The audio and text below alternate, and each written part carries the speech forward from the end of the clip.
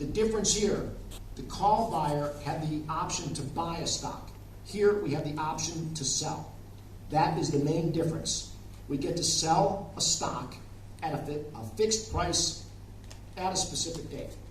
So, if I am a buyer of a put, I am synthetically short the stock. Here's my strike price. If I sell that strike here, that stock here, where do I want to buy it? Do I want to buy it back here, or do I want to buy it down here? Right? Now you want to sell high, buy low. This is a bearish trade. So we're looking to make money on the downside with this stock. We want it to settle below the strike. Our risk, same risk profile as buying a call. We paid premium. All we can lose is the premium on the option.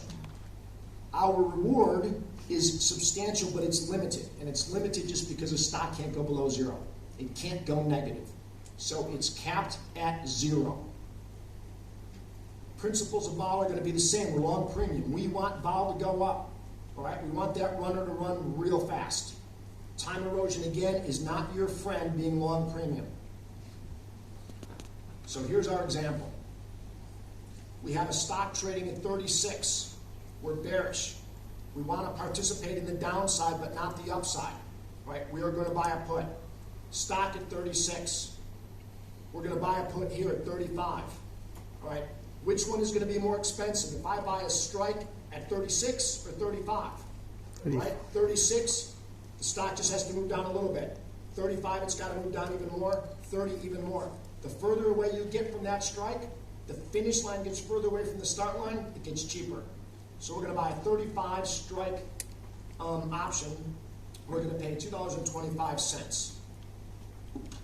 So again, let's hone right in on the most important number, and that's 35. That's our strike. That's the finish line.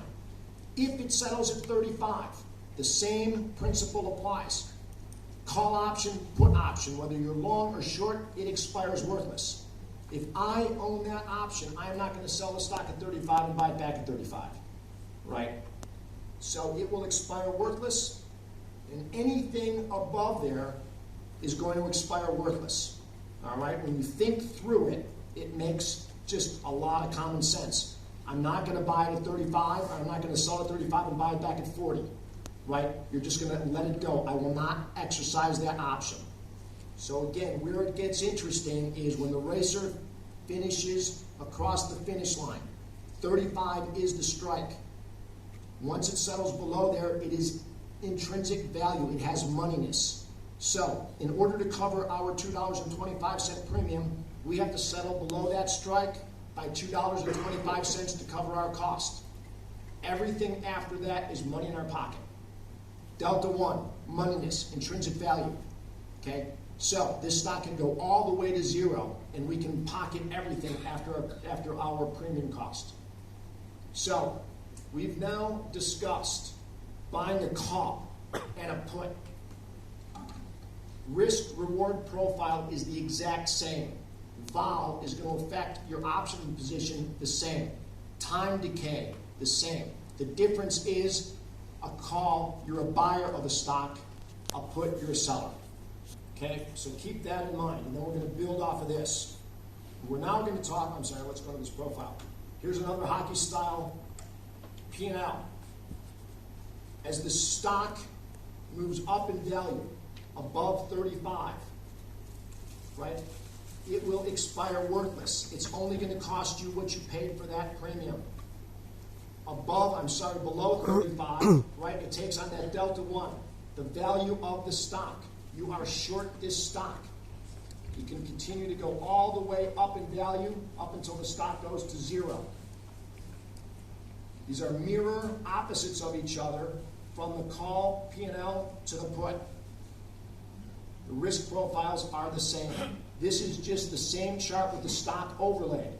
What's the difference? You participate in the downside and you don't participate in the upside. We've now capped our loss. We have shaped our P&L. You guys starting to get how this works? All right. So now what we're going to do is look at being short a call. So when you're long a call,